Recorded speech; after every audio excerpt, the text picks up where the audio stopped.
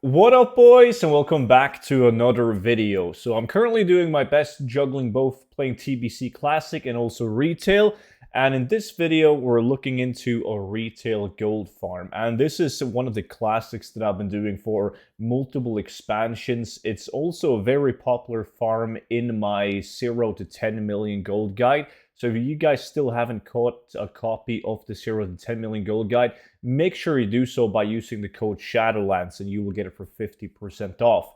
It's basically just a book that will teach you how to go from 0 gold and all the way down to 10 million gold, step-by-step guide. So the link to that is down below. And in today's video, we're looking at something that moves relatively quickly, and it's a really nice solo gold farm. And it's not dependent on the competition of like the current expansion Shadowlands content. This is Wrath of the Lich King, and we're going to be focusing on mining for cobalt ore. Now, the reason why people would want to buy cobalt ore is obviously mainly due to transmog, like cobalt bars is used for a lot of different transmog items. So it's selling relatively well, but you shouldn't treat it as it's like a Shadowlands material that just flies off the auction house the moment you post it, pretty much. It does sell, and it sells relatively fast.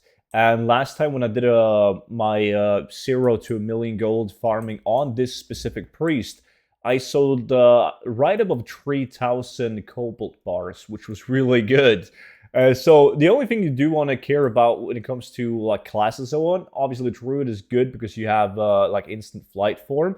Besides from that, you just want a Dark Moon Firewater. It's basically going to allow you to mine the deposits way faster than well, not using it. So make sure you have a Dark Moon Firewater on you. And when it comes to the results and the route, I pretty much go through 3 zones. So I take this entire southern part of Dragonblight. I don't go up north to check out these. I just focus on, you can see the density down south. I pick up all of these, and then I will fly into Grizzly Hills, and I will just pretty much go for every single deposit spawn in Grizzly Hills before I fly down to Howling Fjord, and then I will just take the ones on the edge of the map. And then I will fly back up again until Grizzly Hills, and then rinse and repeat between those 3 zones. And the reason for that is, even when you have competition in one of the zones, there's very few people that fly through multiple zones. They usually stick to a zone. So I've tried Howling Fjord by itself for an hour. I've tried Grizzly Hills. I've tried Dragonblight, but I couldn't be able to beat them like to beat the going through all the 3 of the zones. So that was what gave me the most ore, and therefore the most bars out of all the testing sessions that I did. So every single time when I do this route and I fly through these 3 zones, I average 400 cobalt ore. Now the cool thing about cobalt is that you don't need 2 ore to melt 1 bar. Like 1 ore equals 1 bar. And you can see that the average price on it is like 120 goldish. Right now, to 150 gold on my realm, meaning that I'm going to make 60,000 gold an hour selling cobalt bars. And if it's like at the average EU price, the region market value average, you would still make 44,000 gold an hour-ish, right?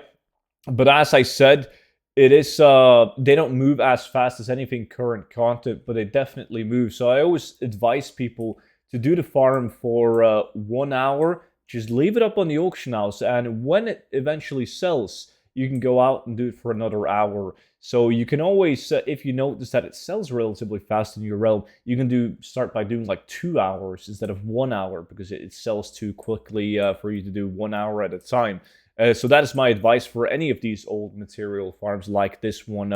So just a disclaimer, I'm not claiming that this is going to fly off the auction house, but if you do enough of these old content material farms that yields a high gold per hour, once it finally sells, and you have a bunch of different items up, eventually you're going to get frequent sales because you have a ton of items up. It works the similar way as with transmog items. Like one transmog item by itself is not going to sell very fast, but if you have 1,000 of them, you will be guaranteed daily sales. So just treat old materials with a lower sell rate compared to current materials as you would with transmog, and you're going to make a lot of gold. So that was pretty much it for today's video. And if you guys want more of these reminder videos on farms that are currently good right now in Shadowlands, because I've been making videos for like 7 years or something like that. So many of these videos that I am featuring, I have featured them before, like years ago, but they're once again good. So that's kind of like the clue right now when I'm like slowly stepping away from classic TBC, moving over to retail, is looking at the different markets and seeing what's going to work right now, and focus on giving you guys like reminder videos on the farms that are really, really good, that used to be really good back in the days.